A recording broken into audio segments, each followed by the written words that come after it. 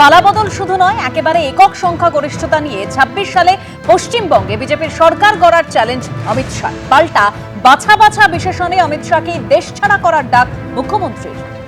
এরই পাশাপাশি গতকালকের পর আজও তৃণমূল বিধায়কের দাদাগিরির ছবি দেখাবো, যেটা আজও হুগলিতেই দেখা গেল। বিএলএদের ঢুকতে দেওয়ার দাবিতে ফের বন্ধ হয়ে গেল শুনানি পর্ব। ওদিকে আবার বড়জোড়া থেকে এ নিয়ে কমিশনকে একহাত নিয়েছেন মুখ্যমন্ত্রী মমতা বন্দ্যোপাধ্যায়ও। দেখাবো আপনাদের হুমায়ুন কবির আজকে একটা নতুন জল্পনার জন্ম দিয়েছেন এবং তিনি যে সমীকরণ বলছেন, পয়লা নম্বরে তিনি কেন রাখছেন বিজেপিকে।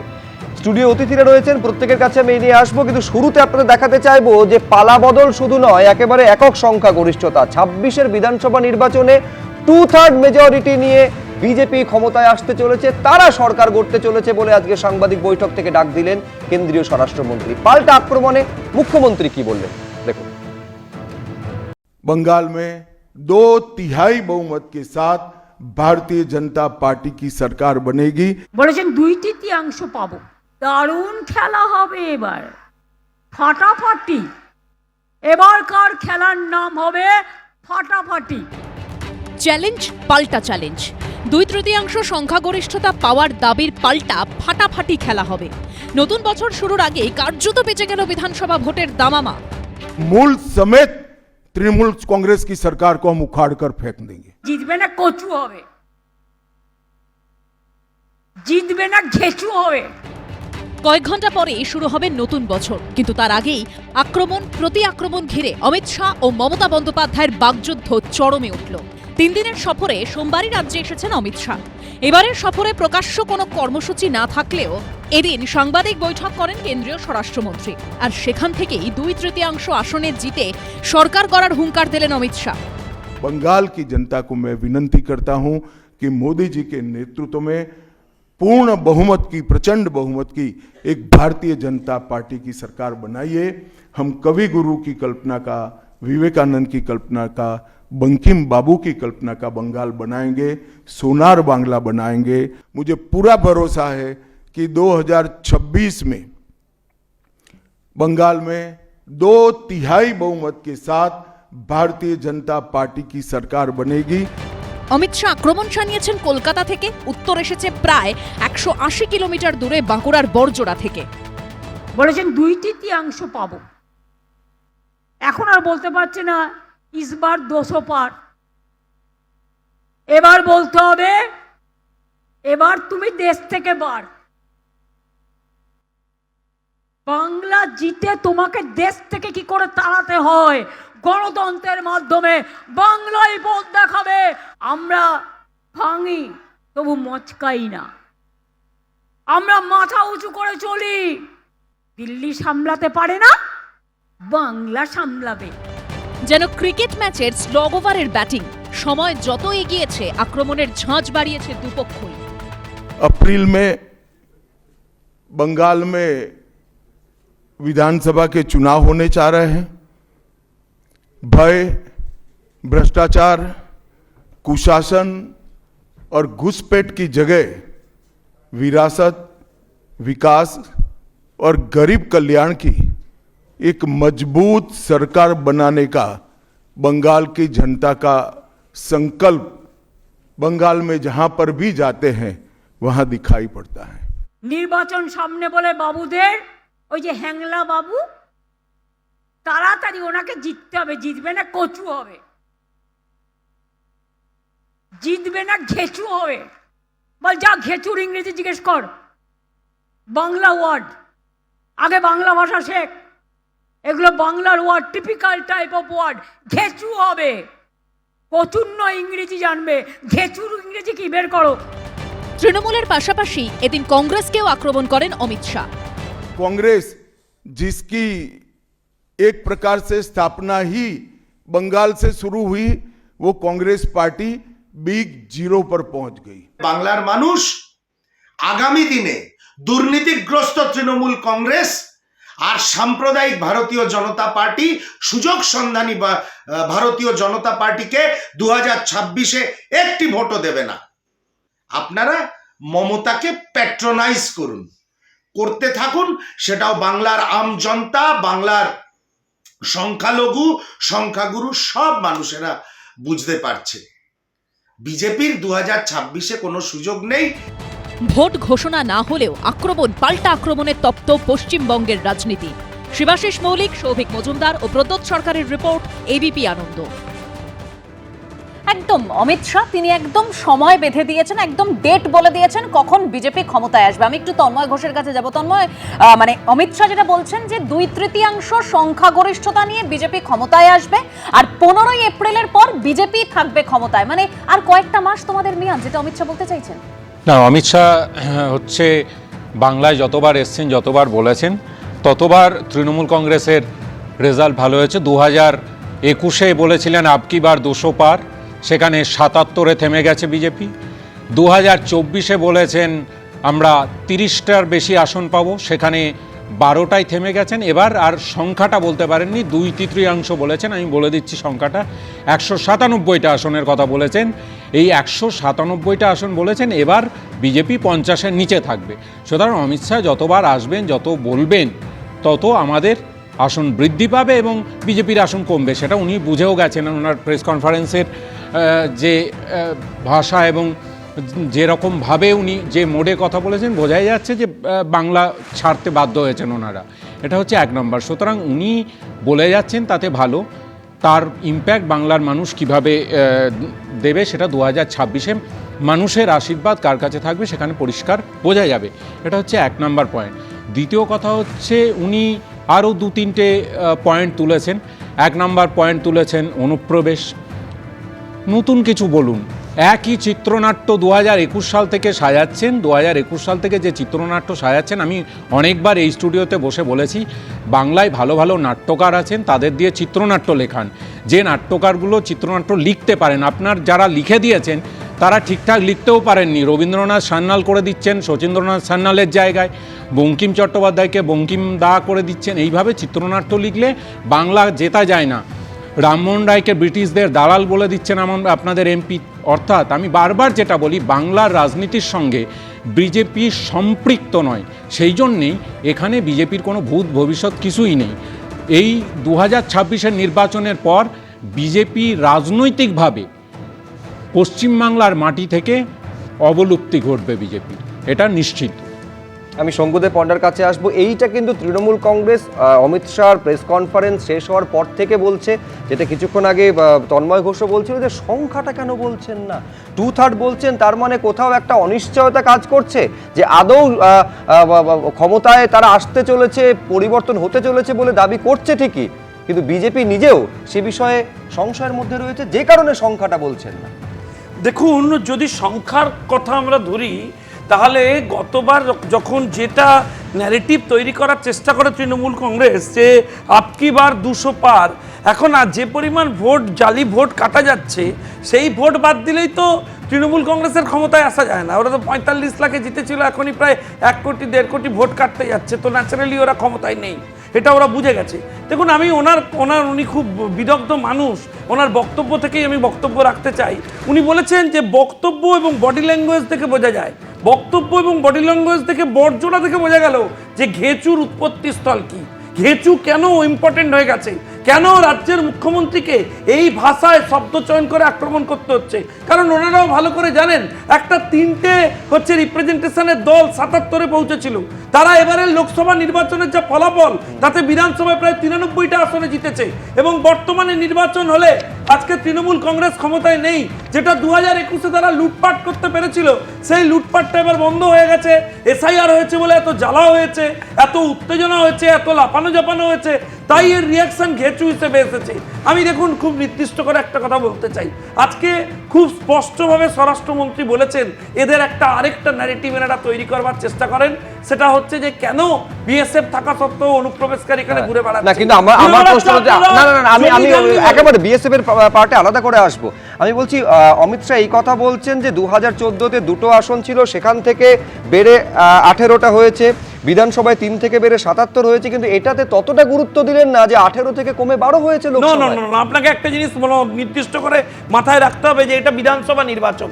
আমি বিধানসভার সিটের হিসেব যদি ধরি, তাহলে লোকসভা যে কটা আমি সিট জিতেছি সেটা যদি ইকুয়ালি আমি ডিস্ট্রিবিউট করি, তাহলে আপনি দেখবেন আমি 93খানা সিট জিতেছি।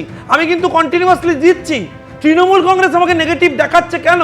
কারণ পাবলিকলি এটা না দেখালে ওদের যে কজন হচ্ছে দালাল যারা টাকা পয়সা তুলছে, তোলাবাজি করছে, মারামারি করছে, পুলিশের যে কজন ওদের লোক আছে তারা বাড়িতে ঢুকে যাবে। সেই জন্য একটা নেগেটিভ ন্যারেটিভ ক্যাম্পেইন এটা জেনারেট করবার চেষ্টা করেছেন। কিন্তু লক্ষ্য করে দেখবেন ক্রমবর্ধমান উন্নতির দিকে চলেছে ভারতীয় বেশ, জনতা পার্টি, তন্ময়, ক্রমবর্ধমান নাম্বার বাড়াচ্ছে। প্রথম কথা হচ্ছে 90টা সিটে বিধানসভা ভিত্তিক এগিয়ে আছি, 93টা নয়, সেটা ঠিক আছে, কিন্তু লোকসভা ধন্যবাদ, মানে 77 থেকে আমরা 90তে পৌঁছেছি, এইটা তো ধন্যবাদ, ঠিক তো? এই সংখ্যাটার জন্য আমার ঠিক ভুলে যায় না, তো যে কেউ নির্বাচন কমিশনের ওয়েবসাইট খুললেই দেখতে পাবে। তো এখানে মিথ্যে কথা বলার তো কোনো জায়গা নেই। যাই হোক, বিষয়টা হচ্ছে যে লোকসভা নির্বাচনে যখন নির্বাচন ঘটে জাতীয় প্রেক্ষিতকে রেখে, সেক্ষেত্রে সাংসদ নির্বাচন হয় এবং সেই সাংসদ নির্বাচনের ভিত্তিতে জাতীয় সরকার নির্বাচন হয়। সেই জায়গায় দাঁড়িয়ে কজন এমপি জিতেছেন সেটা ফ্যাক্টর। 18টা যখন জিতেছিলেন সেখান থেকে কমে 12টায় এসছে সেটা ফ্যাক্টর। কারণ দিনের শেষে সংসদীয় রাজনীতিতে কটা আসন পাচ্ছে সেটা গুরুত্বপূর্ণ। এবার লোকসভা থেকে বিধানসভায় কনভার্ট করে, আচ্ছা বিধানসভায় আমি অত ভোটে গিয়েছিলাম, আমার দলের ইন্টারনাল স্ট্র্যাটেজি কি সেটা তো আমরা ঠিক করব যে কিভাবে ওই সিটটা জেতা যায়। বিজেপির ব্যাখ্যা হচ্ছে কিছুক্ষণ আগে শঙ্কুদেব পণ্ডা যেটা বলছিল, 1-1.5 কোটি যদি ভোটার বাদ চলে যায় এসআইআর এ, তাহলে তো আলটিমেটলি ভোটের প্রাপ্ত ভোটের সংখ্যা নিরিখে কোনো পার্থক্য বিজেপি তৃণমূলের থাকছে না। এটা লজিক দিচ্ছি, ঠিক আছে। এটা যেটা বলছে যে ভোটের পার্থক্য ছিল যেটা, সেই ভোট তো কাটা গেছে। যে ভোট পার্সেন্টেজ পড়েছে বা যে ভোট পার্সেন্টেজ কাটা গেছে, আমি বলে দিই আর আপনাদের হচ্ছে কাউন্টিং এ লুটে না নিলে ভারতীয় জনতা পার্টি এই তরজার মধ্যে, অর্থাৎ কার ভোট বেশি থাকবে, কার ভোট কম থাকবে, কে জিতবে, কে হারবে, এই নিয়ে যখন তরজা চলছে, তারই মধ্যে হুমায়ুন কবির অত্যন্ত ইঙ্গিতপূর্ণ একটি কথা বলেছেন। তিনি এক্ষেত্রে অর্থাৎ জেতার ক্ষেত্রে তিনি 2 নম্বরে রাখছেন হচ্ছে নিজের পার্টিকে, অর্থাৎ জনতা উন্নয়ন পার্টি, 1-এ রাখছেন বিজেপিকে, আর 3-এ নামিয়ে দিয়েছেন তৃণমূলকে। কি বলেছেন হুমায়ুন কবির দেখুন। তৃণমূল শাসক দল 294-এর মধ্যে ফার্স্ট পার্টি বিজেপি হতে পারে, তা কোনো মতেই 120 ক্রস করবে না। আপনি আজকের সেকেন্ড পার্টি আমরা আসব, থার্ড পার্টিতে নেমে যাবে তৃণমূল কংগ্রেস। আপনি তৃণমূলের সাধারণ ভোটাররা, যে ভোটাররা তৃণমূলকে এত মাইলেজ দিয়েছে, 3-3বার বাংলার মুখ্যমন্ত্রী হতে মমতা বন্দ্যোপাধ্যায়কে যারা সাপোর্ট করেছে, সেই আপামর সাধারণ মানুষ সেদিন 10 লক্ষ উপস্থিত থাকবে। আমি এখান থেকে বিশ্বনাথ চক্রবর্তীর কাছে যাব। বিশ্বনাথ দা, অমিত শাহ তিনি বলছেন 2/3 সংখ্যাগরিষ্ঠতা নিয়ে ক্ষমতায় বিজেপি আসছে, মমতা বন্দ্যোপাধ্যায় এটাকে আক্রমণ করছেন। হুমায়ুন কবির আবার এর মাঝে একেবারে তৃণমূলকে 3-এ নামিয়ে দিচ্ছেন, নিজের দলকে 2-এ রাখছেন, 1-এ রাখছে বিজেপিকে। কিন্তু যেদিন এরকম মানে অমিত শাহ আক্রমণ করছেন মমতা বন্দ্যোপাধ্যায়কে, মমতা বন্দ্যোপাধ্যায় অমিত শাহকে আক্রমণ করছেন, সেদিনই তিনি এই ইঙ্গিতপূর্ণ একটি কথা বললেন, যেখানে আবার বলছেন যে কিং মেকার তিনি হবেন, মানে যে জিতবে তাকে মানে সমর্থন করতে হবে হুমায়ুন কবিরকে। মানে রাজনৈতিক দলগুলো তাদের মতন করে দাবি করবে, এটাই গণতন্ত্রের নিয়ম। এবং হুমায়ুন কবির সদ্য জনতা উন্নয়ন পার্টি তৈরি করেছেন, তিনি অবশ্যই চাইবেন যে তৃণমূল আর বিজেপি যাতে তাকে আক্রমণ করতে না পারে, এবং মুসলিমদের মসিয়া হিসাবে নিজেকে তিনি প্রতিষ্ঠা করতে নেমেছেন। দেখো, পরিষ্কার পশ্চিমবাংলার রাজনীতিতে মুসলমানরা এতদিন পর্যন্ত হয় কংগ্রেসকে, না তৃণমূল কংগ্রেসকে বা সিপিএম কে ভোট দিয়ে এসছে, মেন স্ট্রিম পলিটিক্যাল পার্টিকে। হুমায়ুন কবির সরাসরি দাবি করছেন যে আমি মুসলমানদের পার্টি তৈরি করেছি এবং আমি মুসলমানদের মোল্লাদের হয়ে আমি এই নির্বাচনে মানে দাঁড়াবো এবং আমার প্রতিদ্বন্দ্বিতা হবে। এটা আসামের অনেকটা বদরুদ্দিন আজমলের মতন ইউডিএফ তৈরি করেছিলেন মুসলমান পার্টিদেরকে নিয়ে এবং জয়ী হয়েছিলেন বহু আসনে। আবার একইভাবে আসাউদ্দিন ওয়েসি তুমি যদি দেখো, তেলেঙ্গানাতে যথেষ্ট প্রভাব তৈরি করেছেন শুধু মুসলমানদেরকে নিয়ে। বা কেরালাতে তুমি দেখো, তাহলে সেখানেও মুসলিম লীগের একটা নিজস্ব পার্টি, অর্থাৎ মুসলমানদের নিজস্ব পার্টি আছে। ফলে মুসলমানদেরকে এইটা বোঝাতে হবে যে পশ্চিমবাংলার রাজনীতিতে আমরাই ফ্যাক্টর, আমাদের ছাড়া সরকার তৈরি হবে না, আমরাই সরকার তৈরির আমাদের কাছে মানে চাবিকাঠি থাকবে। এটা মুসলমানদের যদি বোঝাতে পারেন তবেই তার পার্টি না, কিন্তু আমি একটা বিষয় বিশ্বনাথ চক্রবর্তীর কাছে এখানে একটু ব্যাখ্যা হিসেবে আসতে চাইছি। আজকের দিনে দাঁড়িয়ে এখনো পর্যন্ত যতটুকু খবর আছে বিজেপির এখনো রাজ্য কমিটি গঠন হয়নি। বারে বারে এই কথাটা বিশ্বনাথ চক্রবর্তী আপনি বলে থাকেন যে সাংগঠনিক স্তরে একেবারে তৃণমূলের ধারে কাছে বিজেপির বুথ স্তরে পর্যন্ত সংগঠন পৌঁছয়নি। তাহলে ঠিক কোন অঙ্কের নিরিখে আজকে এই দাবিটা করছেন যে 2/3 মেজরিটি নিয়ে 2026-এ তারা একক সংখ্যাগরিষ্ঠ দল হিসেবে ক্ষমতায় আসতে চলেছে? দেখো, তোমাকে আমি খুব পরিষ্কার করে বলতে চাই যে অমিত শাহ আসার পেছনে দুটো কারণ আছে। একটা হলো এসআইআর এর একটা অ্যাসেসমেন্ট এবং আগামী নির্বাচনের কৌশল কি হবে সেই কনটেক্সটে তিনি কর্মী সমর্থকদের সাথে বা নেতাদের সাথে বসছেন। কিন্তু যে প্রশ্নটা আসছে, যে খামতিগুলোর কথা বারবার প্রশ্ন আমরা করি, সেটা হলো যে একটা সংগঠন, দুই হলো নেতা কি। অর্থাৎ মমতা বন্দ্যোপাধ্যায় যখন মুখ্যমন্ত্রী প্রার্থী হচ্ছেন তখন কেন বিজেপি একজন মানে সে শুভেন্দু অধিকারী হতে পারে বা অন্য কেউ হতে পারে, কেন মানে তার প্রতিপক্ষ প্রার্থী হিসাবে কেন দলের তরফ থেকে জানাতে পারছেন না তারা, সেটা একটা বিষয়। থার্ড যে বিষয়টা সেটা হলো পারসেপশন। খুব বড় পারসেপশন হলো যে কেন্দ্রের যে এজেন্সিগুলো তৃণমূলের দুর্নীতিগ্রস্ত নেতাদেরকে ধরতে পারছে না, পানিশমেন্ট করতে পারছে না। আর 4 নম্বর যে বিষয়টা সেটা এসআইআর এ কিন্তু এখন পর্যন্ত যা পরিস্থিতি, সেটা শঙ্কু এখানে মানতে চাইবে না, এটাই স্বাভাবিক। কিন্তু এসআইআর এ কিন্তু তৃণমূল কংগ্রেস তার মতন করে যে কনস্টিটিউয়েন্সি অর্থাৎ সংখ্যালঘু মুসলিমদেরকে মানে নাম রেখে দেওয়া, সেটা কিন্তু ওরা অত্যন্ত সুচারুভাবে করতে পেরেছে বলেই আমার অন্তত তথ্য বলছে। সব মিলে আমি তোমায় বলছি যে রাজনীতির আঙ্গিনাতে এসআইআর পর্বে তৃণমূল কংগ্রেস দুটো কাজ করতে পেরেছে। তার বিরুদ্ধে অভিযোগ, চুরি চামারির অভিযোগ থেকে গভর্নেন্সের তার বিরুদ্ধে যে নন গভর্নেন্সের অভিযোগ, সেগুলোকে কার্পেটের তলে রেখে এসআইআর কে সামনে রেখে কিন্তু রাজনীতির যে পরিসর সেটা অনেকটাই তারা অনেক সুচারুভাবে বিজেপির বিরুদ্ধে কাজে লাগাতে পেরেছে। আমার প্রশ্ন যে দেখো, রাজনৈতিক নেতারা ক্লেম করবেন, পাল্টা ক্লেম হবে, কিন্তু তুমি আমায় বলতে পারো পশ্চিমবাংলা একটা রাজনীতি সুস্থভাবে হয়? একটা নির্বাচন লাশ ছাড়া হয়, রক্ত ছাড়া হয়? তুমি আমায় বলো 2021 সালে নির্বাচনের পরে মাত্র 5 দিনের মধ্যে 35 জন মানুষের মৃত্যু ঘটেছিল। এই কলকাতা কাকুরগাছিতে অভিজিতের মতো মানুষের মৃত্যু ঘটেছিল। তুমি লক্ষ্য করেছিলে যে আমার মতনই তো সে মানুষ ছিল, রক্ত মাংসের মানুষ ছিল, কিন্তু দিনের শেষে কেবলমাত্র ভিন্ন রাজনীতি করার জন্য প্রাণ দিতে হয়েছে। পঞ্চায়েত নির্বাচন 2023 100 মানুষের মৃত্যুর বিনিময়ে এই পঞ্চায়েত নির্বাচন হয়েছিল। তাহলে আমার প্রশ্নটা হচ্ছে, রাজনীতি নেতারা পাল্টা দাবি করুন, কিন্তু রক্তের বিনিময়ে যে রাজনীতি আপনারা করেন, যে রাজনীতিতে মানুষের মৃত্যু ঘটে, যে রাজনীতিতে নাগরিকদের অধিকার বঞ্চিত হয়, যে রাজনীতির ফলে মানে সন্তান তার বাবা হারায়, সেই রকম রাজনীতি থেকে কেন আপনারা বিরত থাকতে পারছেন না এবং নির্বাচন কমিশন কেন একটা সুস্থ নির্বাচন করতে পারে না, সেটা অনেক বেশি গুরুত্বপূর্ণ স্টুডিওর যে কোনো আলোচনার থেকে। বলে আমার সবসময় প্রশ্ন থাকে যে এত রক্তের বিনিময়ে কেন একটা নির্বাচন হবে?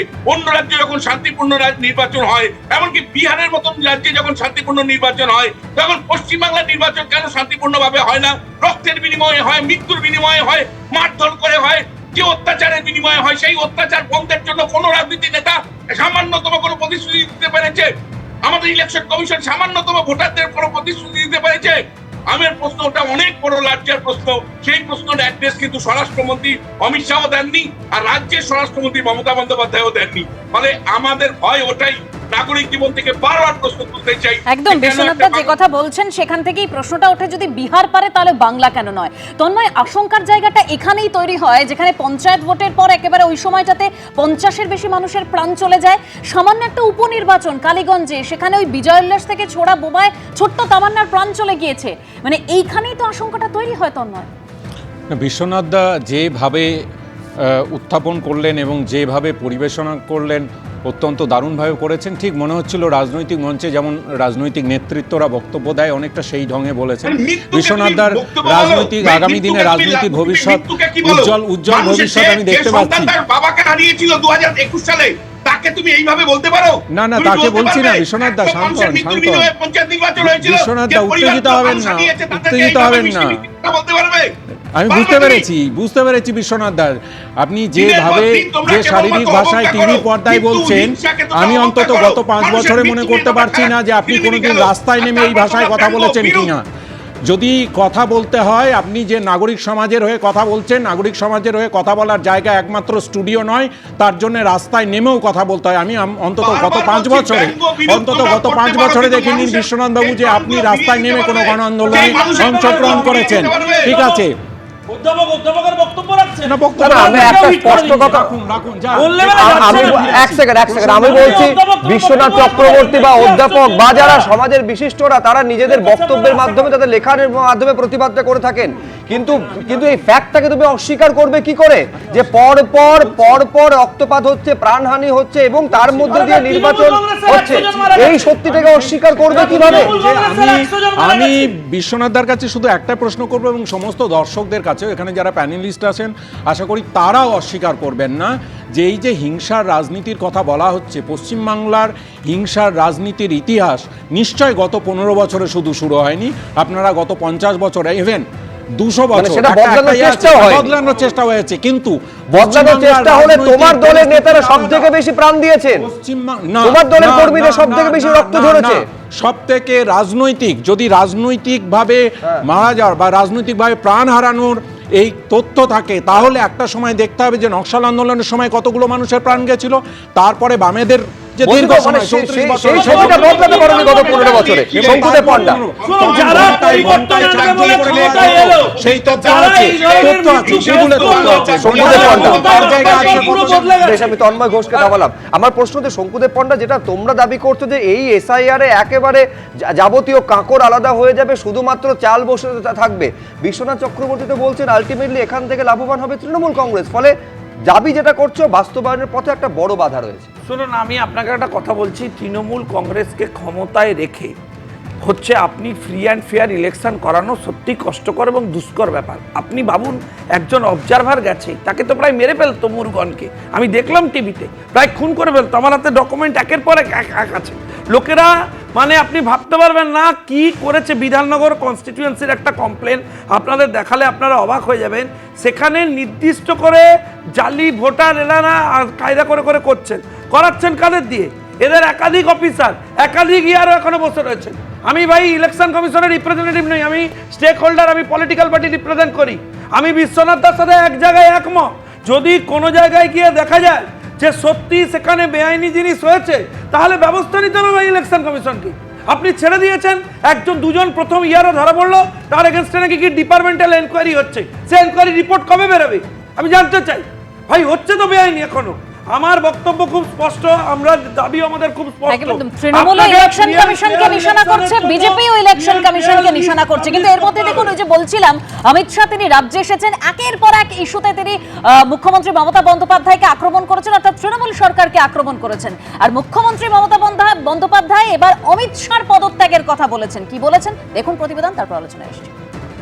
मोदी जी के नेतृत्व में बंगाल में भारतीय जनता पार्टी की सरकार बनने के साथ ही यहां की विरासत को हम पुनर्जीवित करेंगे। ভ্রষ্টাচারী হোম মিনিস্টার রিজাইন করো, তা নাহলে ভারতবর্ষের মানুষ তোমাকে পদচ্যুত করবে। আবহাওয়া দপ্তর বলছে মঙ্গলবার মরশুমের শীতলতম দিন, আর এদিনই দুই প্রতিদ্বন্দ্বীর বাগযুদ্ধে আরো উত্তপ্ত হলো রাজনীতি। आज ममता बनर्जी के नेतृत्व में भ्रष्टाचार के कारण पूरे बंगाल का विकास एक प्रकार से थम गया है। आप आंख मूंद लिए ही हो भ्रष्टाचार के लिए, मगर बंगाल की जनता अपनी आंख बंद कर नहीं बैठी है। পাল্টা এসআইআর আবহে অমিত শাহর পদত্যাগ দাবি করলেন মমতা বন্দ্যোপাধ্যায়।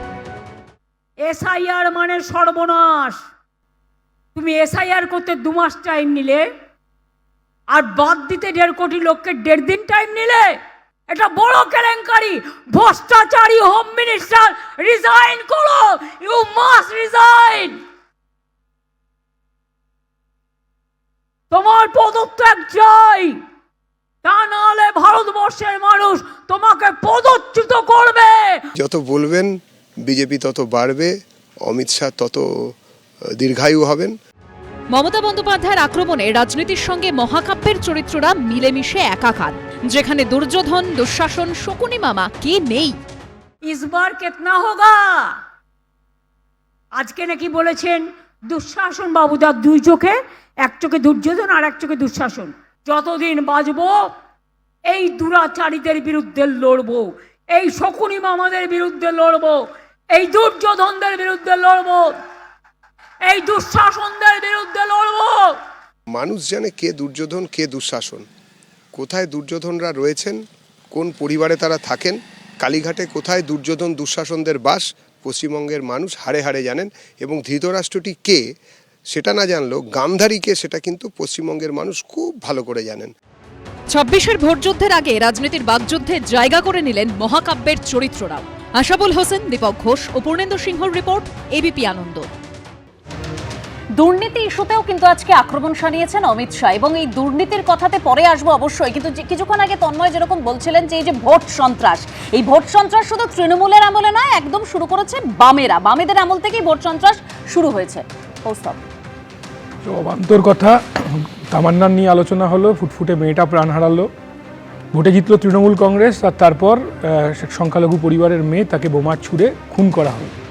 তামান্নার পরিবার কিন্তু বুলেটের জবাব ব্যালটে দিয়েছে, প্রতিটা সিটে ওইখানে সমবায়তে তৃণমূল হেরেছে, বামপন্থীরা জয়যুক্ত হয়েছে। এভাবেই ব্যালটের জবাব বুলেটের জবাব ব্যালটে দিতে হয়। আমি বিশ্বনাথবাবুকে বললাম, উনি তো মাস্টারমশাই, আমি একটা কথা শুধু আপত্তি করছি, বিশ্বনাথবাবু আগামী দিনে আর কোনোদিন এই কথাটা বলবেন না, আমার খুব কানে লাগলো। চুরি করলো পার্থ চ্যাটার্জি, চুরি করলো অভিষেক ব্যানার্জি, চুরি করলো জ্যোতিপ্রিয় মল্লিক, চুরি করলো শেখ শাহজাহান, চুরি করলো মানিক ভট্টাচার্য, আর আপনি বললেন চুরি চামাররা। মানে চামাররা কি দোষ করলো? চুরি চামারি মানে এটা একটু শুধরে নেবেন আমার মনে হয়, বা বাংলার চামাররা কি দোষ করলো? চুরি করলো এরা সব, তো চামারদের দোষ হয়ে গেল। তৃতীয় কথা আজকে শুনলাম কার মুখে, অমিত শাহর মুখে শুনলাম কি বঙ্কিমচন্দ্র, রবীন্দ্রনাথ, বাবা বিবেকানন্দর বই টই পড়েছেন উনি? আমি জানি না, মানে পশ্চিমবাংলায় যে দুর্নীতি হয়েছে সেই একই দুর্নীতি তো বিজেপিও করেছে। পশ্চিমবাংলায় নারী সুরক্ষা নিয়ে হাতরাসের সাথে হাসকালির কি পার্থক্য আছে? উন্নয়নের সাথে কামদুনির কি পার্থক্য আছে? কচু আর ঘেচু, ঠিকই তো বলেছেন রাজ্যের মুখ্যমন্ত্রী, ওকে বলেছে ঘেচু আর এ হচ্ছে কচু। এক হচ্ছে কচু আর ঘেচু, এই লড়াই শুনছি। বাংলার মানুষের কি হবে? হিন্দু মুসলমান, শুধু হিন্দু মুসলমান হচ্ছে, মন্দির মসজিদ তৈরি হচ্ছে, বা ওটা জনতা উন্নয়ন পার্টি না, ওটা বিজেপির ভোট কাটুয়া পার্টি। বিজেপির টাকায় ওখানে মসজিদের করার চেষ্টা হচ্ছে, ভোট কাটুয়া পার্টি। মন্দির মসজিদের রাজনীতি হচ্ছে। অমিত শাহর কথায়, মমতা ব্যানার্জির কথায়, কৃষক ফসলের দাম পাবে কি পাবে না, শিল্প কলকারখানা কাজ, প্যারা টিচারদের মাইনে বাড়বে কি বাড়বে না, কন্ট্রাকচুয়াল টিচারদের মাইনে বাড়বে কি বাড়বে না, আইসিডিএস কর্মীদের মাইনে বাড়বে কি বাড়বে না, এমএসকে কর্মীদের মাইনে বাড়বে কি বাড়বে না, সেই নিয়ে কোনো আলোচনা নেই। রাজ্যের প্যারা টিচাররা মাইনে পায় না। আজকে তো অমিত শাহ কার্যত তোমাদের সার্টিফিকেট দিয়েছেন। তিনি বলছেন হিংসাকে এমন জায়গায় তৃণমূল নিয়ে গিয়েছে, এর থেকে তো মনে হয় এখন বামেরা ভালো ছিল।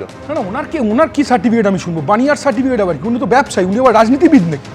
উনি আবার রাজনীতিবিদ নাকি? না, আমি বলে নিতে দিন, আমি কথা বলিনি, আমি কথা বলি। কি পার্থক্য আছে? কি জয় শাহ কবে ক্রিকেট খেলেছে? জয় শাহ কবে ক্রিকেট খেলেছে বলুন না। ক্রিকেট প্রশাসনকে ক্রিকেট খেলতে হবে, কোথাও আইনি নেই, আইনি নিয়ম নেই। ক্রিকেট প্রশাসন আপনি বলেন, হ্যাঁ, তাহলে আপনি ব্যক্তিগত আক্রমণ করেন, ব্যক্তিগত আমি চুপ করেছিলাম 21 মিনিট, চুপ করেছিলাম। ব্ল্যাক এন্ড হোয়াইটের মাঝে কিন্তু ধূসর আছে, চুপ করে আছে। আমি বলছি কি পার্থক্য? অভিষেক ব্যানার্জি আজকে পিসির পরিচয় যে জায়গায় পৌঁছেছে, একই রকম জয় শাহ বাবার পরিচয় ক্রিকেটের সর্বোচ্চ অবতা হয়েছে। অভিষেক ব্যানার্জির সাথে জয় শাহ কোনো পার্থক্য নেই, কোনো পার্থক্য নেই। সিপিএম নাকি যে পরিবারে 14 জন চাকরি পাবে? আপনি তো চিরকুটে 14 জন চিরকুটে চাকরি পাবে? আপনি তো বলুন না, তৃণমূলের কথা দেখুন। তৃণমূল যা বলেছে দুজনকে থামালাম, শঙ্কুদা কৌস্তভা দুজনকে থামালাম।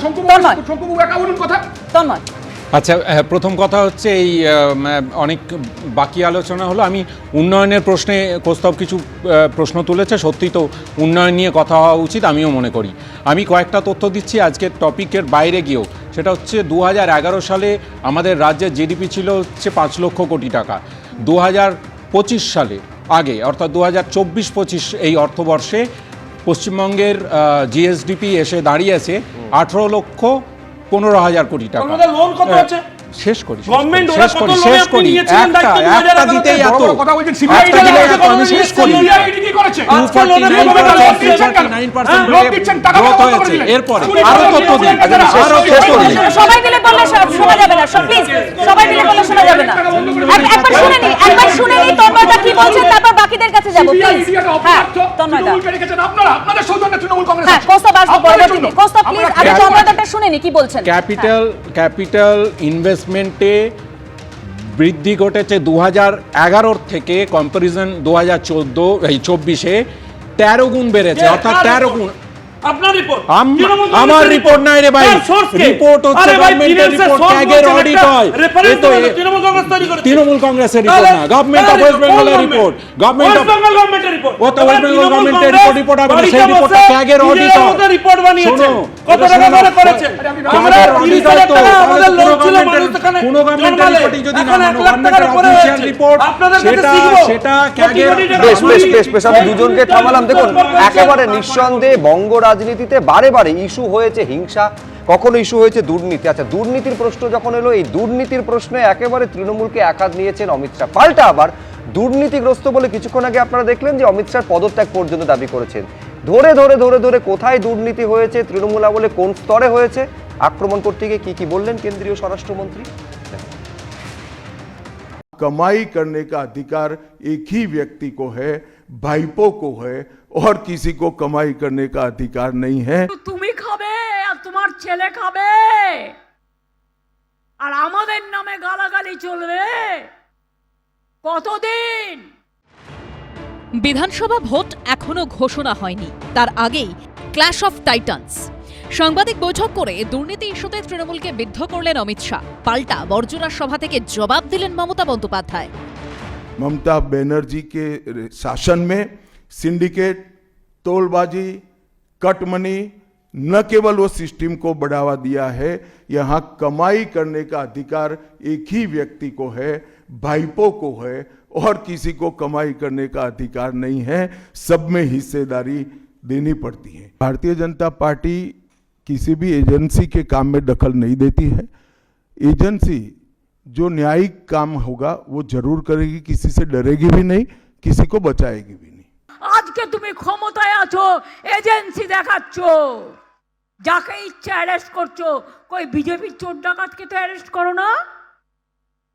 সাতকুল মাপ। শিক্ষক নিয়োগ দুর্নীতি, পুর নিয়োগ দুর্নীতি, রেশন দুর্নীতি, কয়লা পাচার, গরু পাচার থেকে 100 দিনের কাজে দুর্নীতি সহ পার্থ চট্টোপাধ্যায়ের বান্ধবীর ফ্ল্যাট থেকে টাকার পাহাড় উদ্ধার নিয়ে আক্রমণ শানালেন অমিত শাহ। बोझवेली चिटफंड घोटाला, कैश फॉर क्वेरी घोटाला, एसएससी घोटाला, नगर पालिका नगर नियम का भर्ती का घोटाला, गाय तस्करी का घोटाला, राशन पीडीएस का घोटाला, मनरेगा का घोटाला, पीएम आवास का घोटाला। ममता बनर्जी इस बात का जवाब दे सकती है कि आपके मंत्रियों के ठिकाने पर से 27 करोड़ रुपया मिलता है, आपकी कोई अकाउंटेबिलिटी नहीं है। पार्थो चैटर्जी जेल में जाते हैं, ज्योति प्रिय मलिक जेल में जाते हैं, अनुव्रत मंडल जेल में जाते हैं, जीवन कृष्ण शाह जेल में जाते हैं, माणिक भट्टाचार्य जेल में जाते हैं, चंद्रनाथ सिन्हा जेल में जाते हैं, कुणाल घोष 3 साल जेल में रहकर आते हैं। যদি আমার মন্ত্রীরা 4 জন চুরি করে থাকে, আপনি জেল খাটিয়েছেন 4 বছর 5 বছর। আপনার কজন মন্ত্রীকে জেল খাটিয়েছেন? আপনি কবার জেল খেটেছেন এত লোককে খুন করার জন্য? নিজের বেলায় স্বার্থসিদ্ধি আর অপরের বেলায় ঘেচু। বিভিন্ন সময় গ্রেপ্তার হওয়া তৃণমূলের নেতা মন্ত্রীদের নাম বলতে গিয়ে এদিন অমিত শাহ, চন্দ্রনাথ সিনহা ও পরেশ পালের নাম বলায় তৈরি হয়েছে বিতর্ক।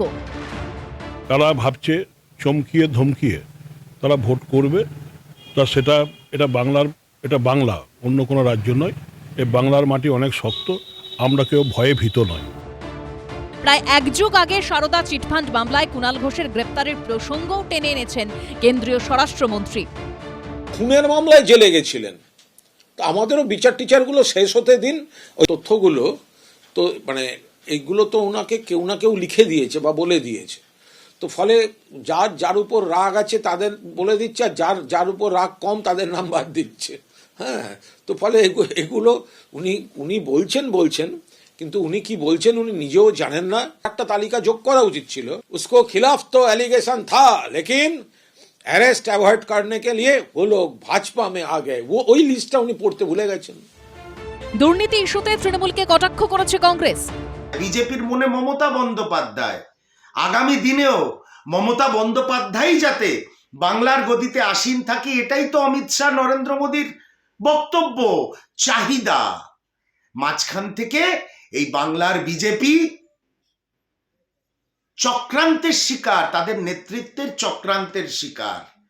এত মমতার ওপরে এত মমতা ভারতীয় জনতা পার্টির যে নিজের বিজেপি রাজ্য শাখার ওপরেও অত মমতা নেই। 26-এর বিধানসভা ভোটে দুর্নীতি যে অন্যতম ইস্যু হতে চলেছে তা এক প্রকার স্পষ্ট। আশাফুল হোসেন, দীপক ঘোষ ও ভাস্কর মুখোপাধ্যায়ের রিপোর্ট, এবিপি আনন্দ। আমি রবীন্দ্রনাথ ভট্টাচার্যের কাছে আসবো। একেবারে একাধিক দুর্নীতির অভিযোগের তালিকা তুলে ধরেছেন আজকে অমিত শাহ। তার মধ্যে রোজ ভ্যালি রয়েছে, ক্যাশ ফর কোয়ারি রয়েছে, এসএসসি, পুরো দুর্নীতি, রেশন কেলেঙ্কারি, 100 দিনের দুর্নীতি, আবাস দুর্নীতির অভিযোগ। কিন্তু তৃণমূল শাসনের শুরুতে, না এই রাজ্যের ক্ষেত্রে বলছেন, যেহেতু আমি বলছি যেহেতু একেবারে এই তৃণমূল শাসনের শুরুতে সব থেকে বড় দুর্নীতির অভিযোগ যেটা ছিল সারদা কেলেঙ্কারির অভিযোগ, এবং 2016-তে নারদ কেলেঙ্কারির অভিযোগ এসেছিল। এই দুটো প্রসঙ্গ, এমনকি কেন্দ্রীয় এজেন্সিটা তদন্ত করেছে, এই দুটো এড়িয়ে গেলেন। এটা তো এড়িয়ে যেতেই হবে, কারণ তার পাশেই বসেছিলেন শুভেন্দু অধিকারী। সুতরাং নাম নিলে তো সারদা নারদার নাম নিলে সঙ্গে সঙ্গেই হাতে যেটার কথা কুণাল ঘোষ বললেন, যে কাগজে মুড়ে যে টাকা নিয়েছিল সেটা আমি কিছু জানি না কাগজে কি ছিল, কি ছিল না না কাগজে মুড়ে টাকা নিয়েছিলেন, এটা সবাই দেখেছে। এই পরিস্থিতিতে যদি উনি নাম টানেন, তাহলে যে মুখ হিসেবে শুভেন্দু অধিকারী উঠে আসছে গোটা পশ্চিমবঙ্গে, বিজেপির মুখ, সেই মুখটাই কিন্তু কালো হয়ে যাবে, বিজেপির মুখটা কালো হয়ে যাবে। সুতরাং কোনোভাবেই এই নামটা উনি নিতে পারেন না। দেখুন, যদি হিসাব করা হয়, তাহলে যদি আপনি দেখেন তৃণমূল এখানে যা করেছে, আপনি হিসাব করে দেখুন বিজেপির সর্বভারতীয় ক্ষেত্রে যদি আপনি দেখেন, তাহলে ঠিক একই রকম ব্যাপার দেখতে পাবেন। উন্নাও কি হয়েছিল, বিজেপির সেনেগার নিয়ে আজকে এত বড় ঘটনা ঘটলো, সিবিআইয়ের কি রোল ছিল প্রত্যেকটা ক্ষেত্রে। উন্নাও, হাতরাস, আপনি টেনি মিশ্র, তারা কি করেছে, লোকের উপর দিয়ে গাড়ি চালিয়ে দিল। তা সত্ত্বেও এটা হচ্ছে বিজেপির, যখন বিজেপি যে রাজ্যে আসে সেই রাজ্যে সম্পর্কে আর বিজেপি কোনো কথা শুনতে চায় না। বলতে গেলেই বলে ওটা হচ্ছে ভারত ভ্রমণে বেরিয়ে পড়লো। তৃণমূল বলবার চেষ্টা করে, যখনই বলতে যায় তখনই বলে আপনারা ভারত ভ্রমণে বেরিয়ে পড়ছেন। আর যেহেতু বিজেপি এখানে পশ্চিমবঙ্গে এখনো ভ্রমণটা সম্পূর্ণ করেনি, যে জায়গাটুকুতে সম্পূর্ণ হয়েছে, যেমন ওই শুভেন্দু অধিকারীর নাম, সারদা নারদা আসলেই তার নামটা চলে আসবে, উনি এই জায়গাটা চেপে গেলেন। ভারতে কি করে বলবো বলুন স্যার, আপনি বলুন নারদাটা কি করে বলবে? বঙ্গালী লক্ষণ বিজেপি সভাপতি, সর্বভারতীয় সভাপতি, শেষ করতে দাও। আমি দুজনকে বলি, শেষ করতে দাও রবীন্দ্রনাথ বাবু, নিঃসন্দেহে বলবে, তুমি তো বলবে। একটু বলে করাপশন, শঙ্কুদেব পণ্ডা, কৌস্তব দা, দুজনকে বলছি, প্লিজ রবীন্দ্রনাথ বাবুকে শেষ করতে দিন, তারপর আপনারা বলবেন। একটু বলে একটু আমি বলে নিই, হ্যাঁ, তারপরে বলবে। করাপশন ইস্যু, এটা পাশাপাশি আমি অন্য জায়গাটাও যেতে চাই। মুখ্যমন্ত্রী দেখুন, আজকের যে রাজনীতিতে হয়েছে, যেটা অমিত শাহ বলেছেন, তার পাল্টা মমতা বন্দ্যোপাধ্যায় বলেছেন, দুজনই এই যে বারবার আমরা বলছি, কেন উনি 2/3 কথা বললেন, 2/3 বা 15 এপ্রিল আমরা ক্ষমতায় আসছি, এগুলো সবই একটা মানসিক প্রত্যাঘাত দেওয়ার চেষ্টা। বস্তুতপক্ষে মানসিক আধিপত্য কে জোগাড় করতে, কারণ মাথায় রাখতে হবে আমাদের রাষ্ট্রবিজ্ঞানে মনীষ মুখার্জির একটা তত্ত্ব আছে, ফার্স্ট পাস্ট দ্য পোস্ট। ভোটাররা সেই লোককেই ভোট দিতে চায় যে জিতবে। এখন মনের মধ্যে এই পারসেপশনটা তৈরি করা ভীষণভাবে দরকার যে আমরা ক্ষমতায় আসছি। এই আমরা ক্ষমতায় আসছি তৈরি করতে গিয়ে আজকে যে অমিত শাহর যে বক্তব্য, সেখানে তিনি বারবার করে বোঝাবার চেষ্টা করেছেন 2/3 ভোট নিয়ে, 2/3 সিট নিয়ে 15ই এপ্রিল তারাই ক্ষমতা গ্রহণ করবেন। এবং অন্যদিকে মমতা বন্দ্যোপাধ্যায় সেটাকে কাউন্টারঅ্যাক্ট করবার চেষ্টা করেছেন এবং তার মধ্যে দিয়ে বোঝাবার চেষ্টা করেছেন পশ্চিমবঙ্গে এটা আদতেই কালচারের সঙ্গে তাদের মেলে না। পশ্চিমবঙ্গের সংস্কৃতি, কৃষ্টি এবং পশ্চিমবঙ্গের মানুষের যে কথাবার্তা তুলে ধরা, তাদের যে দাবি দেওয়া, সেগুলো বিজেপি বাইরের লোক বস্তুতপক্ষে আদার এই ব্যাপারটা তুলে ধরার চেষ্টা আমি রবীন্দ্রনাথ বাবু যা বলছেন, আমি শঙ্কুদেব পণ্ডার কাছে অবশ্যই রিঅ্যাকশন দেবে শঙ্কুদেব পণ্ডা, কিন্তু উল্টো দিকটা মানে শঙ্কু দেখতে হবে, মানে যাদের কথা অমিত শাহ বললেন, এই যে তালিকাটা তুলে ধরলেন, আমরা জানি মানে একদম তৎকালীন শিক্ষা যে সংগঠনটা, মানে শিক্ষার যে ইয়েটা ছিল, সংসদটা ছিল, মানে মন্ত্রী নেতা দপ্তরটাই প্রায় জেলে চলে গেছিল, সেটা আমরা জানি। কিন্তু তারা তো প্রত্যেকেই এখন ছাড়া পেয়ে গেছেন, মানে কাউকে তো আর সেই মাথা অবধি তো পৌঁছানো গেল না কেন্দ্রীয় এজেন্সি। সেই শিক্ষা হোক বাবা, সেটা খাদ্য হোক, চিটফান্ড হোক, কয়লা হোক, রেশন দুর্নীতি হোক, গরু হোক, প্রতিটা ক্ষেত্রে কেন্দ্রীয় এজেন্সি তো তদন্ত করেছে। আচ্ছা, এবার খুব গুরুত্বপূর্ণ একটি কথা অমিত শাহজি আজকে তার বক্তব্যে বা তার প্রেস কনফারেন্সে রেখেছেন, আপনারা লক্ষ্য করে দেখবেন। একটি খুব গুরুত্বপূর্ণ প্রশ্নে আপনি বলে নিলে আমি বলবো। বলতে দাও শঙ্কু। Thank you. আর কিছু বলবেন? ট্রান্সলেটরটা পার্থ জামিন হয়ে গেল।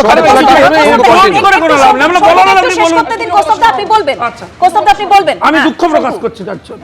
Thank you. আমার বক্তব্য হচ্ছে অমিত শাহজি তার বক্তব্যে খুব নির্দিষ্ট করে আজকে একটি প্রশ্নের উত্তরে বলেছেন, প্রশ্নটাও গুরুত্বপূর্ণ ছিল, তাতে বলেছেন যে এজেন্সি তো আমাদের দল চালায় না, এজেন্সি হচ্ছে যে সমস্ত মামলা নিয়ে এসছে কোর্টের বিচারাধীন মামলা, কোর্টের হচ্ছে নজরদারিতে এজেন্সি তার মতো কাজ করে স্বাধীনভাবে। ফলে আপনারা যে এই এতক্ষণ ধরে আমি তোমার কাছে আসছি, তোমার কাছে আসছি, গুরুত্বপূর্ণ কথা মমতা বন্দ্যোপাধ্যায় বলেছেন যে পুলিশ সরকার চালায় না। শুনুন না, আমি বলছি যেমন অমিত শাহ বলেছেন তেমন মমতা বন্দ্যোপাধ্যায় মমতা ব্যানার্জি কথা বলেছেন আমি জানি না, উনি শুধু ঘেঁটু বলেছেন।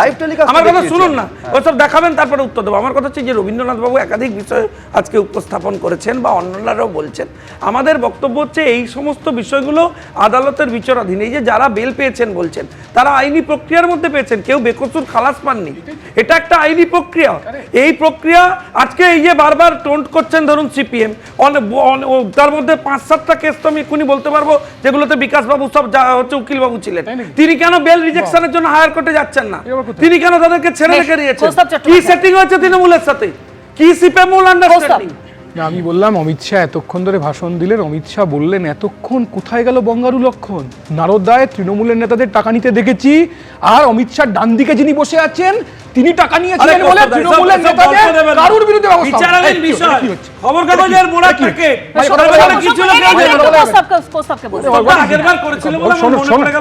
আমি বলছি যে বঙ্গালু লক্ষণের কথাটা এলো না, হাতরাস আর হাসখালির সাথে কোনো পার্থক্য নেই, ব্যাপক আর এসএসসি দুর্নীতির মধ্যে কোনো পার্থক্য নেই, উন্নাও আর কামদুনির মধ্যে কোনো পার্থক্য নেই, দল বদল আমি বলছি তৃণমূল আর বিজেপির মধ্যে কোনো পার্থক্য নেই।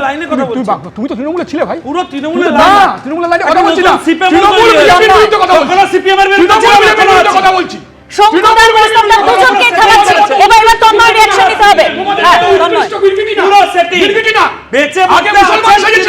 শেষ হলে বলবো।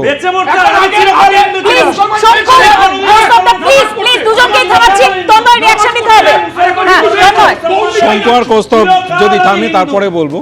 আচ্ছা, হলো অনেকক্ষণ শুনলাম, বিষয়টা হচ্ছে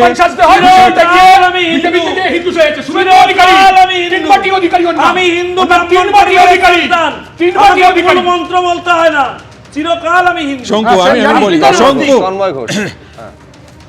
আজকে অমিত শাহ বলার সময় পাশে শুভেন্দুবাবুকে বসিয়ে তার নামটা বলতে পারলেন না, কারণ কথা হচ্ছিল পারসেপশন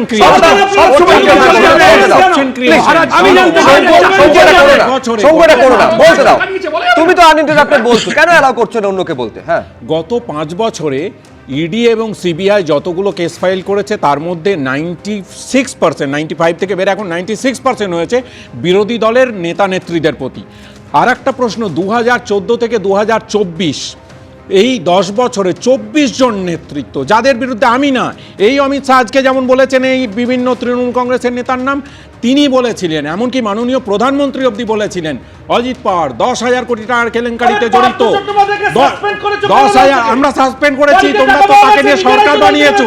অজিত পাওয়ার, অশোক চৌহান, অজিত পাওয়ার, অশোক চৌহান, আমি যেটা বলছি সেটা উত্তর দাও না, যে তোমরা তো তাদেরকে দলে নিয়ে তাদের সঙ্গে সরকার করেছো। তৃণমূল কংগ্রেস কোথাও হচ্ছে তাকে সাসপেন্ড করেছে, এটাই পার্থক্য, এটাই পার্থক্য, এটাই পার্থক্য। নরেন্দ্র মোদী বলেছিলেন না খাউঙ্গা না খানে দুঙ্গা, আসলে বলেছেন সবাই মিলে বললে শোনা যাবে না, প্লিজ সবাই মিলে বললে শোনা যাবে না। হ্যাঁ প্লিজ শেষ করতে হবে, আমি দুজনকে থামাচ্ছি, সবাই মিলে বললে কারোর কথা শোনা যাবে না, বাকিরাও রয়েছে, প্রত্যেকের রিঅ্যাকশন নিতে হবে প্লিজ। কথা বলছিলাম যে মাননীয় প্রধানমন্ত্রী এবং স্বরাষ্ট্রমন্ত্রী যাদের যাদের নামে দুর্নীতি বলেছেন, পরবর্তীকালে তারা সকলে যেই বিজেপিতে যোগ দিয়েছে তদন্ত বন্ধ হয়ে গেছে। অর্থাৎ কথা হয়েছিল যে উনি বলেন না না খাউঙ্গা না খানে দুঙ্গা, আসলে ওনার স্লোগান, শঙ্কু প্লিজ, ওনার স্লোগান হচ্ছে শঙ্কু সবসময় যদি এরকম ইন্টারাপ্ট করে তাহলে কি হবে? আমি তো করছি কে আমার জয়েন করেছে? বক্তব্য হচ্ছে তুমি আমি আপনি তো কার যাদের কথা কথা বলছেন? বললাম তাদেরকে নিয়ে আপনারা সরকার সব বানিয়েছো, তো আছে। তাদেরকে দলে নিয়েছো। সাজিয়ে গুজিয়ে রেখেছেন। বিজেপি তো ওয়াশিং আমি মেশিন। শুধু একটা কথা বলবো, আমি বলছি যেমন তন্ময় ঘোষ বলছেন যে যাদের বিরুদ্ধে অভিযোগ করেছেন তারা যখন বিজেপিতে যোগ দিয়েছেন তাদের বিরুদ্ধে চলা মামলা বন্ধ হয়ে গেছে, এটা তন্ময় ঘোষের অভিযোগ। আমি শুধু আরেকটা উল্টো দৃষ্টান্ত দিয়ে দিই যে একেবারে খুনের ঘটনায় অভিযুক্ত তারা যখন তৃণমূলে যোগদান করেছেন তাদের ক্ষেত্রে মামলা কি সমানভাবে চালু রয়েছে? শুধু মানুষ ভূঁইয়ার কথাটা স্মরণ করিয়ে দেবো বা তন্ময় হয়তো ভালো মনে থাকবে সে বিষয়ে, কিন্তু এর পাশাপাশি একাধিক বিষয়ে আজকে আক্রমণ শানিয়েছেন কেন্দ্রীয় স্বরাষ্ট্রমন্ত্রী, যার মধ্যে অন্যতম হচ্ছে অনুপ্রবেশ। এই অনুপ্রবেশের সমস্যা অন্যান্য রাজ্যে নয়, এই রাজ্যে সব থেকে বেশি রয়েছে। তার কারণ অনুপ্রবেশের আঁতুড়ঘর তৃণমূল সরকার পশ্চিমবঙ্গকে করে রেখেছে। বারবার আবেদন সত্ত্বেও জমি দেওয়া হয়নি, যার জন্য ফেন্সিং বা কাঁটা তার দেওয়া যাচ্ছে না। কি বলেছেন কেন্দ্রীয় স্বরাষ্ট্রমন্ত্রী এবং তার পাল্টা মুখ্যমন্ত্রী বা কিভাবে প্রত্যাঘাত করলেন দেখুন। और न केवल घुसपैठ रोकेंगे, सारे घुसपैठियों को चुन चुनकर भारत के बाहर निकालने का काम भी भारतीय जनता पार्टी की बंगाल सरकार करेगी। মিথ্যে কথা। বাংলায় শুধু অনুপ্রবেশকারী, কাশ্মীরে নাকি নেই। পহেলগাঁও তাহলে কি আপনারা করলেন? এসআইআর এর আবহে বিধানসভা ভোটের আগে যখন অনুপ্রবেশ অন্যতম প্রধান ইস্যু হয়ে উঠেছে, তখন ফের একবার এ নিয়ে সরব হলেন অমিত শাহ। 2014 থেকে 2025 প্রায় 12 বছর ধরে কেন্দ্রে ক্ষমতায় রয়েছে বিজেপি। সীমান্ত সুরক্ষার দায়িত্ব বিএসএফ এর, আর বিএসএফ কেন্দ্রীয় স্বরাষ্ট্র মন্ত্রকের অধীনস্থ। স্বরাষ্ট্রমন্ত্রী অমিত শাহ, তাহলে অনুপ্রবেশের দায় কি কেন্দ্রীয় স্বরাষ্ট্রমন্ত্রীর নয়? বারবার এই প্রশ্ন তোলে তৃণমূল। এদিন তার জবাব দিয়েছেন অমিত শাহ। वो ठीकरा फोड़ते हैं कि बीएसएफ है, वो रोक नहीं रही है। ममता जी, मैं आज आपको इस सार्वजनिक प्रेस वार्ता में पूछना चाहता हूं कि कौन सरकार है, कौन सी सरकार है बांग्लादेश की पूरी सीमा पर जो वाड़बंदी करने के लिए, बॉर्डर पर फेंसिंग करने के लिए जमीन नहीं देती है? अगर आप जवाब न दे पाए तो मैं ही देता हूं, आपकी ही सरकार है जो जमीन नहीं देती है, जिसके कारण फेंसिंग का काम समाप्त नहीं होता है। फिर भी भौगोलिक रूप से कठिन सीमा पर से कोई घुस कर आता है तो कहां जाता है? सबसे पहले बंगाल के गांव में जाता है। आपका पटवारी क्या कर रहा है? आपका थाना क्या कर रहा है? क्यों इसको अरेस्ट नहीं किया जाता? एक ऐसी मजबूत राष्ट्रीय ग्रिड बनाएंगे जो बंगाल से घुसपैठ को समाप्त कर देंगी। इंसान छोड़ दीजिए, परिंदा भी पैर नहीं मार पाए, इस प्रकार की एक मजबूत ग्रिड की रचना हम करेंगे। তুমি মহারাজ সাধু হলে আজ, আমি আজ চোর বটে? জিজ্ঞেস করুন দুঃশাসন মন্ত্রী, বিএসএফ কার হাতে? অনেক জমি তোমায় দিয়েছি, কিন্তু তুমি করতে পারোনি। আগে ওগুলোর কাজ শেষ করো, যে জমিগুলো দিয়েছি তারপরে আবার দেব। তোমার তো বর্ডার করার কাজ নয়, তুমি এখন 1.5 কিলোমিটারটাকে 50 কিলোমিটার বাড়িয়ে দিয়ে গ্রামে গ্রামে ঢুকে বিএসএফকে দিয়ে থ্রেট করছো। অনুপ্রবেশ ইস্যুতে সুর চড়িয়েছেন অভিষেক বন্দ্যোপাধ্যায়। অনন্ত মহারাজ বলছেন যে দেশের স্বরাষ্ট্রমন্ত্রী হচ্ছে সবথেকে বড় ঘুষপেটি আর পাকিস্তানি। জগন্নাথ বাবু সে বলছে যে বিজেপি যদি বাংলায় ক্ষমতায় আসে তাহলে আর বর্ডার বলে কিছু থাকবে না। সেই বর্ডার অমিত শাহ সিকিউর করার জন্য মমতা বন্দ্যোপাধ্যায়কে দায়ী দিচ্ছে। বিজেপি কি তার বিরুদ্ধে কোনো শোকজ নোটিশ সার্ভ করেছে?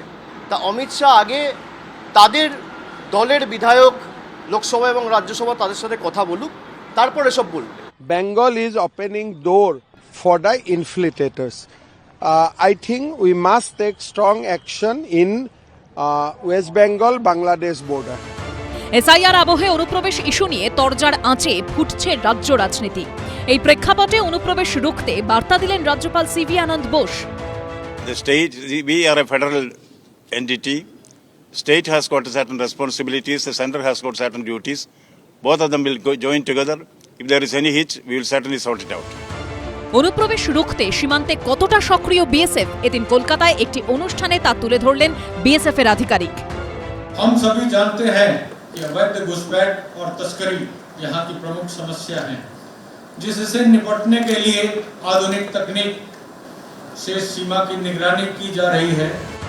এসআইআর শুরু হতেই দলে দলে অনুপ্রবেশকারীদের বাংলাদেশে ফিরতে দেখা গেছিল।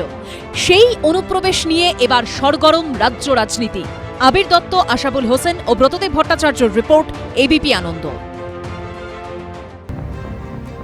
রাজাগোপাল বাবু, এই সীমান্তের সমস্যা তো আর নতুন নয়। অনুপ্রবেশকারীরা তারা ভেতরে ঢুকে পড়ছেন, সমস্ত নথি বানিয়ে ফেলছেন, চাকরি করছেন, বহাল তবিয়তে রয়েছেন। বিজেপি বলছে একেবারে স্থানীয় প্রশাসনের মদতে হচ্ছে, আর তৃণমূল বলছে এর দায় তো বিএসএফ কে নিতে হবে। কিন্তু এই যে সীমান্তে সমস্যা রয়েছে, সেই সমস্যার সমাধানের সদিচ্ছা কি কারোর আছে? হ্যাঁ দেখুন, মানে আমি অনুপ্রবেশ ঢোকার আগে না একটা ভ্রষ্টাচারে একটু ঢুকে যাই, বুঝলেন। আমরা এই ভ্রষ্টাচার ব্যাপারটা জানলাম সিবিআই ইডি নাড়াচড়া করার পরে।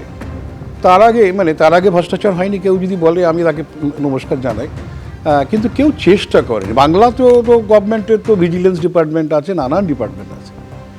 শুভেন্দু অধিকারী যার সম্বন্ধে এত অভিযোগ হচ্ছে, তিনি পশ্চিমবঙ্গ সরকারের মন্ত্রী ছিলেন, তার সম্বন্ধে কেন তারা দুর্নীতি তদন্ত করতে পারেনি? বামেদের সম্বন্ধে এত কথা বলা হলো, এত ফাইল আমি খুলবো, কিছুই খোলা গেল না। বোঝা যাচ্ছে যে ভ্রষ্টাচার সম্বন্ধে আইদার তাদের নলেজ নেই অথবা ভ্রষ্টাচার হয়নি। এবারে অনুপ্রবেশে ঢুকে, যাই হোক ধন্যবাদ, কেউ কোনো প্রতিবাদ করেনি। অনুপ্রবেশে ঢুকে যে 450 কিলোমিটার বাংলায় বর্ডার নেই, এটা আজকে বহুদিন ধরে আছে। কেন সেই 450 কিলোমিটার বন্ধ করার কেউ চেষ্টা আগেরকার গভর্নমেন্টও করেনি, এখনও করছে না। বোঝা যাচ্ছে যে অনুপ্রবেশ থেকে কিছু স্বার্থ জড়িয়ে আছে, রাজনৈতিক স্বার্থ নিঃসন্দেহে জড়িয়ে আছে। বর্ডার থেকে চোরাচালান থেকে শুরু করে মানুষ সব কিছুর মধ্যেই যে একটা আর্থিক স্বার্থ, রাজনৈতিক স্বার্থ আছে, তাতে বেনিফিটেড হয়েছে শাসকদের। না হলে তারা এতকাল কেন এগুলো করেনি? এবং দেখা যাচ্ছে যে আমরা বর্ডার সিকিউরিটি ফোর্স নিঃসন্দেহে তারা দায়ী, কিন্তু তাদের কত লোক আছে। আপনি বর্ডার সিকিউরিটি ফোর্সকে দেখুন, আমাদের পাকিস্তানের বর্ডার দিতে হয়, বাংলাদেশ বর্ডার করতে হয়, এবং যে ধরনের বর্ডার আছে তাতে কতজন স্টাফ তাদের আছে, 2-2.5 লক্ষ তাদের স্টাফ আছে। সেই দিয়ে আমাদের প্রায় 6-7 হাজার কিলোমিটার তাদেরকে ট্যাকেল করতে হয়। সুতরাং আমাদের সে পার্সোনাল নেই আমাদের সে ধরনের, এবং তার ফলে যেটা প্রয়োজন, আমরা সত্যি যদি অনুপ্রবেশ রুখতে চাই, তাহলে সব রাজ্য সরকার তাদেরকে নিঃসন্দেহে সেখানে এগিয়ে আসা দরকার। তারা কীভাবে আটকাচ্ছে, বর্ডার সিকিউরিটি রিপোর্ট যদি না দিতে পারে, পুলিশ কী করছে? পুলিশেরও তো দায়িত্ব আছে, পুলিশের কাজকে ঢুকিয়ে দেওয়ার। ঠিক তারা কি করছে? লোকাল পঞ্চায়েত আছে, তারা কি করছে? সুতরাং ব্যাপারটা হচ্ছে আমার খালি কাজ হচ্ছে আমি খালি দোষ দিয়ে যাব, এরা করছে না। আমি কি করলাম? সে লোকটা যখন ঢুকে পড়লো, ঠিক আছে, বর্ডার সিকিউরিটি ফোর্স ফেলিওর, আমরা বলছি ফেলিওর, ঠিক আছে, তাহলে কে ওদের 1000টা কার্ড বানিয়ে দিল, যেগুলো করতে রাজ্য সরকারের মধ্যে করা যায়, সেগুলো তো করা হলো। সুতরাং আমি যদি মনে করি এক মিনিট, আমি কাউকে বাধা দিইনি, প্লিজ। না আমি বাধা দিই, কে বাধা দিচ্ছে? আমি অনেক কথা শুনেছি, আর আমাকে চুপচাপ থাকা আমার লক্ষ্য, কারণ আমি যুক্তি সেটা কথা বলতে চাই না। যখন যুক্তি মানুষ হারায় তখনই সে চাচায়। আমি কোনোদিন চেঁচামেচিতে যাই না, কারণ যুক্তি সেটা কথা কোনোদিন বলি না, বলবো না। তো ব্যাপারটা হচ্ছে যে এই যে সুযোগগুলো যারা করে দিয়েছে, আজকের নয়, দীর্ঘদিন ধরে করে এসেছে। আপনি সেন্সাসের রিপোর্টগুলো পড়ুন, সেখানে দেখবেন অনেক পড়েছেন, সেন্সাসের রিপোর্টে পরিষ্কার জানিয়ে দিচ্ছে নানান সময়। আর এই রিপোর্টটা আগের রিপোর্ট পড়ুন না, এই রিপোর্টটা বেরোনি বলে পড়া হয়নি নাকি? আগের রিপোর্ট একটা পড়েনি। যাই হোক, সেখানে সেন্সাস রিপোর্ট তারা পরিষ্কার দিচ্ছে কিভাবে বাইরে থেকে লোক ঢুকিয়ে রাজনৈতিক স্বার্থ চরিতার্থ করা হয়েছে নানান জায়গায়। আসামে হয়েছে, বাংলায় হয়েছে, নানান জায়গায় ঘটেছে। সুতরাং এর সঙ্গে একটা রাজনীতির ওতপ্রোত স্বার্থ জড়িয়ে আছে। সেই স্বার্থ থেকে যদি আমরা বেরিয়ে না আসতে পারি, রাজনৈতিক নেতারা ভাবছে তারা বুঝি দেশকে চালায়, কিন্তু রাজনৈতিক স্বার্থ ছাড়াও যে দেশে আরেকটা বিকল্প আছে। আজকের এই সভা পুরোটাই রাজনৈতিক নেতাদের নিয়ে। তারা যে বলবেন 90% সময় তারা পাচ্ছে, কিন্তু তারা ছাড়া কি বিকল্প নেই? তারা ছাড়া কি কোনো ভাবনা নেই? সেইটাই আজকে যদি আমরা ভাবতে পারি যে না, যে রাজনীতি দেশকে যদি কেউ সর্বনাশ করে থাকে, সে হচ্ছে দেশের রাজনীতি। দেশকে কেউ যদি বাঁচিয়ে থাকে, রাজনীতির বাইরের যারা, তারাই দেশকে রক্ষা করছে। সুতরাং অনুপ্রবেশ, ভ্রষ্টাচার, এই দুটোই এক জোর কদমে চলেছে, বিকজ এর পেছনে রাজনৈতিক স্বার্থ মারাত্মকভাবে রয়েছে। মারাত্মক কথা বলছেন রাজাগোপাল ধর চক্রবর্তী। আমি তন্ময়দার কাছে আসবো, সেটা হচ্ছে আমি তথ্যটা একটু দিয়ে দিই। ভারত এবং বাংলাদেশের মধ্যে মোট ফেন্সিং মানে মোট সীমান্ত হচ্ছে 4096 কিলোমিটার। সব থেকে বেশি পশ্চিমবঙ্গের সঙ্গে বাংলাদেশের সীমান্ত বা সীমানা 2216 কিলোমিটার। এর মধ্যে কতটা কাঁটাতার দেওয়া গেছে? 1647 কিলোমিটার কাঁটাতার দেওয়া গেছে, 569 কিলোমিটার নো ফেন্সিং, মানে কোনো কাঁটাতার নেই। এইখানে অমিত শাহ বলছেন দেওয়া যাচ্ছে না, তার কারণ রাজ্য জমি দিচ্ছে না।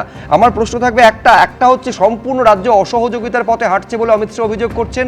দ্বিতীয়ত, যদি কোনো অনুপ্রবেশ হয় তারপরে তো গ্রেফতার ধরে তো প্রথমে বিএসএফ, তারপর বিএসএফ কার হাতে তুলে দেয়? স্থানীয় থানার হাতে তুলে দেয়। ফলে এইখানে যদি কোনো অনুপ্রবেশ হয় এবং যদি সাদরাডির মতো তারা যদি ভেতরে এখানে ঢুকে বছরের পর বছর বসে থাকে, তার দায় কি স্থানীয় প্রশাসন এড়াতে পারে নাকি? অনেকগুলো বিষয়। এক, রাজাগোপাল বাবু পুরো বিষয়টাকে যা বললেন আমি ইন্টারাপ্ট করিনি, কিন্তু এখানে অনেকগুলো প্রশ্ন উনি তুলেছেন, সেগুলো সম্পূর্ণভাবে ভিত্তিহীন। এক, যে বিএসএফ এর কাছে লোক নেই, তাহলে বিএসএফ এর কাজটা অন্য কাউরেরই করা উচিত। অত্যন্ত ভিত্তিহীন, এরম করা যায় না। যুক্তরাষ্ট্রীয় পরিকাঠামোতে প্রত্যেকটা সংস্থার নিজস্ব কর্মসূচি বেঁধে দেওয়া আছে, তারাই করতে পারেন। বিএসএফ এর কাজটা পুলিশ কেন, সিবিআই বা অন্য কেউ এসেও করে দিতে পারবে না, সেটা বিএসএফকেই করতে হবে। এবার আসি এই যে কাঁটাতারের বর্ডার,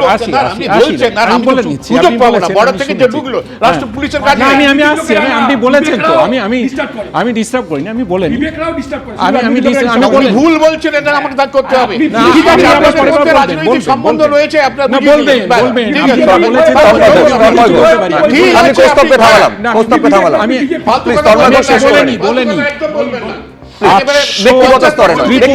আমি দুটো উদাহরণ দিচ্ছি। রাজাগোপাল বাবু, ফালতু কথা বলছেন, রাজনীতি আমার সঙ্গে রাজনীতি সম্বন্ধে।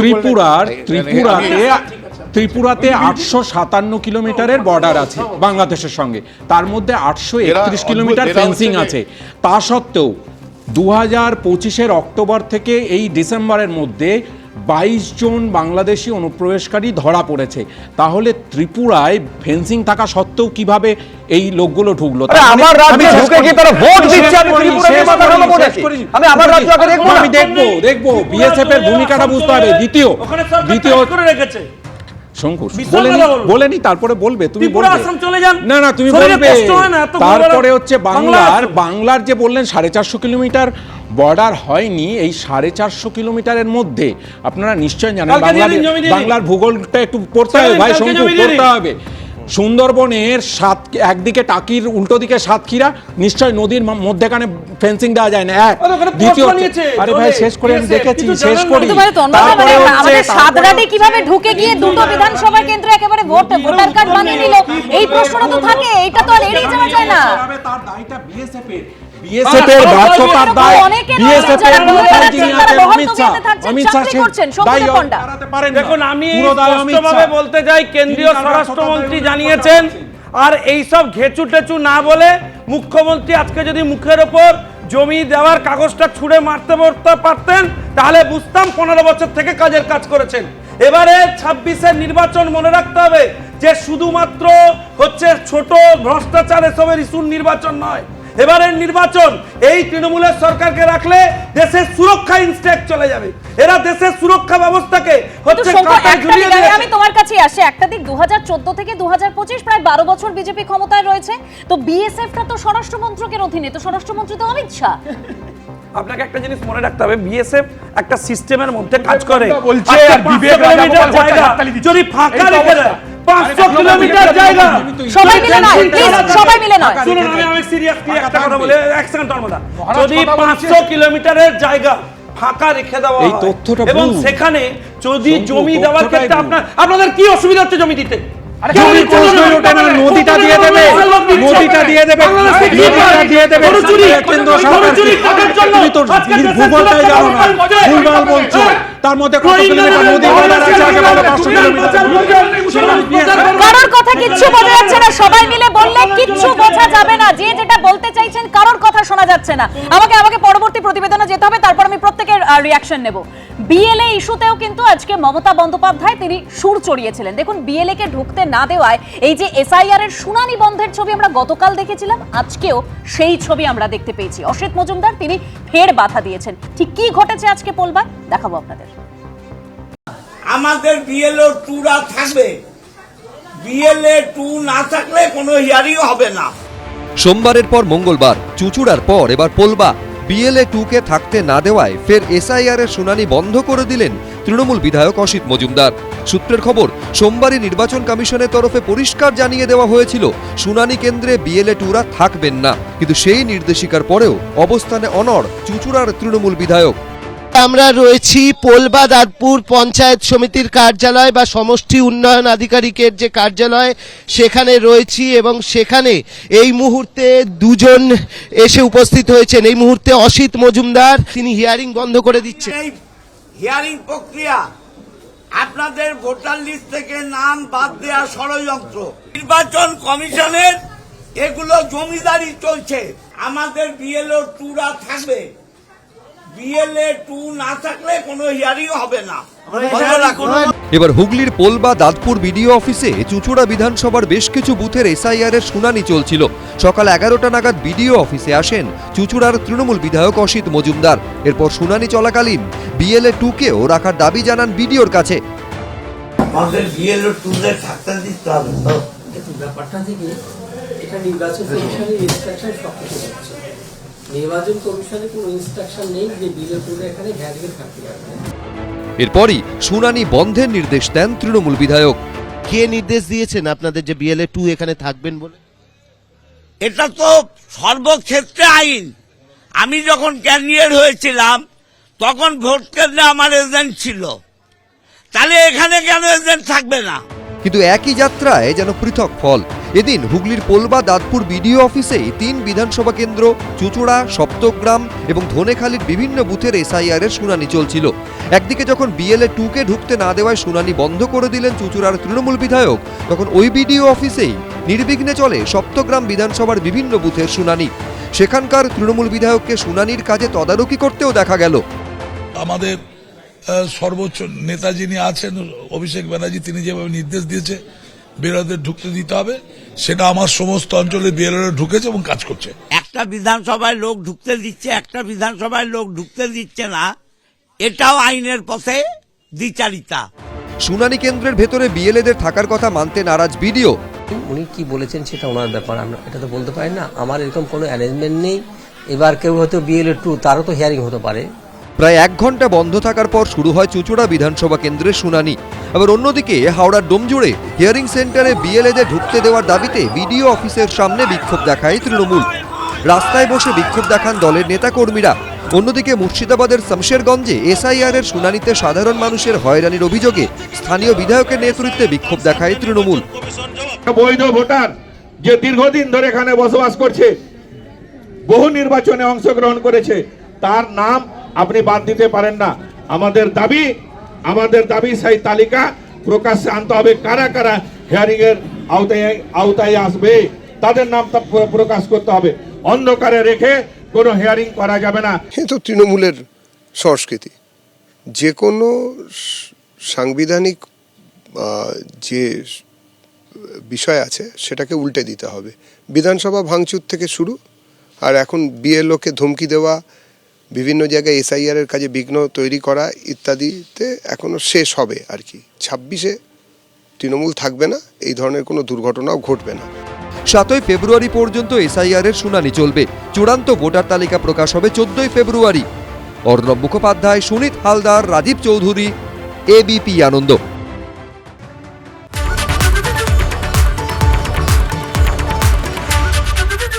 ABP আনন্দ, এগিয়ে থাকে, এগিয়ে রাখে।